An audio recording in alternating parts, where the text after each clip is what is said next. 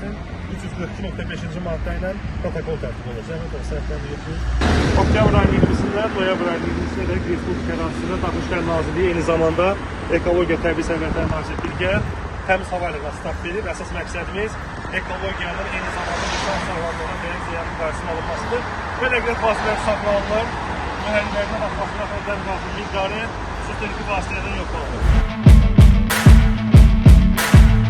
Qaydalara riayət edirsiniz, yanaşın, yolunuz açıq olsun. Təşəkkür edirəm. Sağ olun.